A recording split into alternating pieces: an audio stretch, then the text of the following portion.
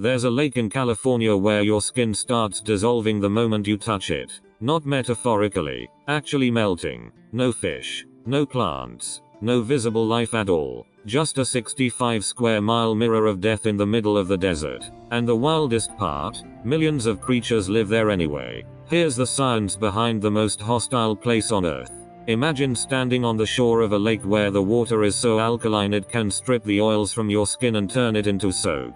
That's Mono Lake, located in the eastern Sierra Nevada mountains of California, about 400 miles north of Los Angeles. To put its size in perspective, it covers an area roughly equivalent to 44,000 football fields, making it about the same surface area as Washington, D.C. But this lake isn't big, it's chemically alien. The water in Mono Lake has a pH of 9.8, which is about 100 times more alkaline than normal freshwater lakes. To visualize that, if regular lake water is like a gentle rain, Mono Lake is like being constantly sprayed with diluted drain cleaner. The salt concentration is 2.5 times higher than the Pacific Ocean. When you jump into Mono Lake, you don't sink. You float involuntarily, bobbing like a cork because your body is less dense than the water. It's genuinely difficult to dive down. But here's where it gets weird. This hellscape wasn't always like this. 200 years ago, Mono Lake was a normal alpine lake fed by freshwater streams flowing down from the Sierra Nevada. Then in 1941, the city of Los Angeles started diverting nearly all of those streams for drinking water. Los Angeles, a city 250 miles away, literally stole Mono Lake's life support. The lake's water level dropped by 43 vertical feet. Imagine draining a bathtub until you can see the pipes underneath. As the fresh water vanished, the salt stayed behind, concentrating like a puddle of water evaporating in the sun. Over 50 years, Mono Lake transformed from a normal ecosystem into a dead zone. Now, here's the twist that makes scientists scratch their heads. Mono Lake isn't actually dead. Not even close. While it has no fish and no traditional algae, it explodes with life. Specifically, it becomes a metropolis for two organisms that laugh at physics. First, alkali flies. Billions of them. We're talking about 300,000 flies per square meter in the water column during certain seasons. That's roughly 30 flies per grain of sand. These flies lay their eggs in the caustic water, and the larvae develop in liquid that would dissolve a human hand. Second, tufa towers. These are otherworldly limestone structures that grow underwater, created by a reaction between calcium-rich freshwater springs and the lake's alkaline brine. Some towers rise 130 feet tall, like underwater skyscrapers.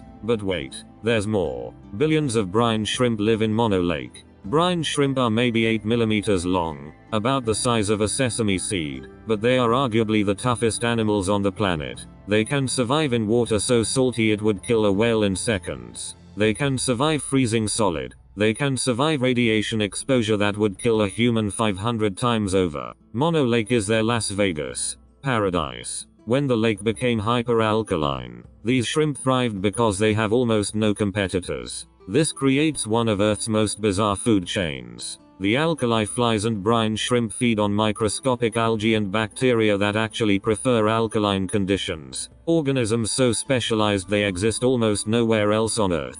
Then, 1 million migratory birds arrive each year to feast on the flies and shrimp. Eared grebes, birds the size of ducks, stuff their faces with 30,000 alkali fly pupae every single day before flying south.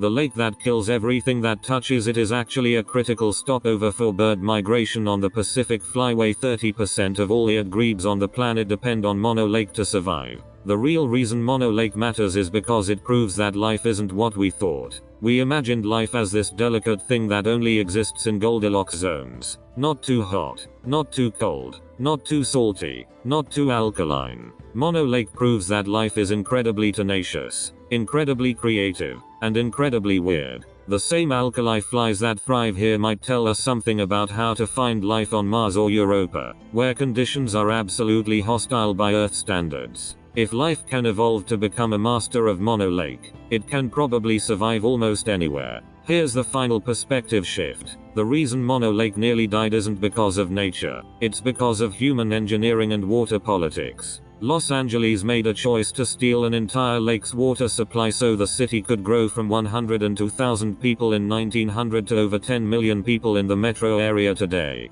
For decades, almost no one knew Mono Lake existed or what was happening to it. Only in the 1970s did scientists and activists realize what was occurring, and only in the 1990s did California finally limit water diversions and let the lake start recovering. The water level has risen back by 10 feet. Some of the fish are returning, but it's still nowhere near where it was 80 years ago. Mono Lake reminds us that our planet is weirder, more fragile, and more resilient than we think. All at the same time. It's a lake that kills everything, yet brings millions of birds back to life each year. It's a place we nearly destroyed by accident, but also a place showing us that life can adapt to almost anything. And it's sitting there right now, 60 miles east of Yosemite, waiting to remind us that Earth is full of hidden truths we're only beginning to understand.